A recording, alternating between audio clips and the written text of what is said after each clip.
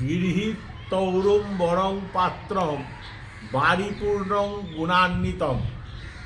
এই যে বাক্যতে ঔড়ুম্বর কথাটা সাধারণত ঔড়ুম্বর কাষ্ঠকেই বোঝায়। যেমন যজ্ঞ ডুমুরকে সংস্কৃতে ঔড়ুম্বর বলা হয়। যজ্ঞ ডুমুরের দারু বা কাষ্ঠ দ্বারা নির্মিত পাত্র ঔড়ুম্বর পাত্র হয়। যজ্ঞ ডুমুরের যজ্ঞীয় কাষ্ঠ যজ্ঞীয় দারু বলা হয়।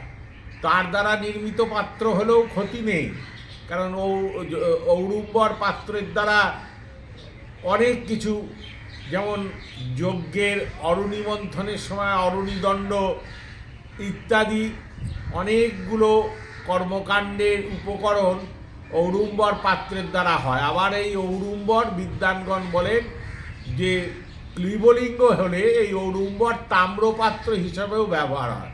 তাই কেউ যদি ঔড়ুম্বরের তাম্রপাত্র করেন, এই যে বললাম না, শব্দের অনেক অর্থ নানাভাবে প্রলম্বিত হয়। ঔড়ুম্বর যদি তাম্রপাত্র, কোষাকুষি ইত্যাদি অর্থে ধরা হয়, তাহলেও সেটা অভিধানসম্মত, অভিধানে সেটাকে অনুমোদন করেছে। এই একটা কথা। আর সংকল্পের দিক নির্ণয় সাধারণ এক লাইনে শুনে নিন। জলাশয় মানে পুষ্কর যেগুলো, ওই পুষ্করিণী, পুকুর, জল প্রতিষ্ঠা, কূপ প্রতিষ্ঠা, আরাম বা উপবন প্রতিষ্ঠা, এই সব কার্যে নির্দিষ্ট কতগুলো কার্য আছে যেখানে পূর্ব দিকে মুখ করে সংকল্প করতে হয়। এছাড়া সাধারণে চত্বরস্যা, সাধারণ বাদবাকি আর সব কর্মকাণ্ডে সংকল্প গ্রহণ উত্তর মুখে করা হয়, উত্তর মুখে সংকল্প করা হয়, এটাই বিধিতে আছে।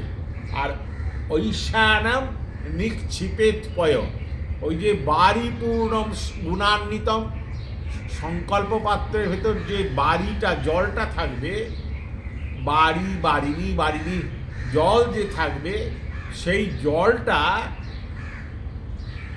বলা হয়েছে ঈশান কোণে কিঞ্চিত মাত্রায় ফেলতে হবে জলটা। সেই নিক্ষিপেদ বুধ, জ্ঞানীগণ ঐশানাং নিক্ষিপেদ বুধ, তারা পণ্ডিতগণ বিদ্বানগণ ঈশান কোণে জলকে কিঞ্চিত মাত্রায় ফেলে দেয়। মোটের ওপর এই নির্দিষ্ট কতগুলো কার্য ছাড়া পুষ্করণী ইত্যাদি প্রতিষ্ঠা, উপবন প্রতিষ্ঠা, কূপ প্রতিষ্ঠা, এই কাজগুলো, শান্তি কার্য, এইগুলো সমস্ত স্বস্তায়নাদি, এগুলোতে কিছু কিছু ক্ষেত্রে, কয়েকটা ক্ষেত্রে শান্তি স্বস্তায়ন সর্বত্র নয়, কিন্তু সব শান্তি স্বস্তায়নে হবে না। এই জলাশয় মোটের ওপর মনে রাখবেন, যেগুলো নির্দিষ্টভাবে জলাশয় প্রতিষ্ঠা, উপবন প্রতিষ্ঠা ইত্যাদি 3-4টে কর্মে পূর্বমুখে হবে সংকল্প, বাদবাকি সব কার্যেতেই উত্তরমুখে সংকল্প হবে।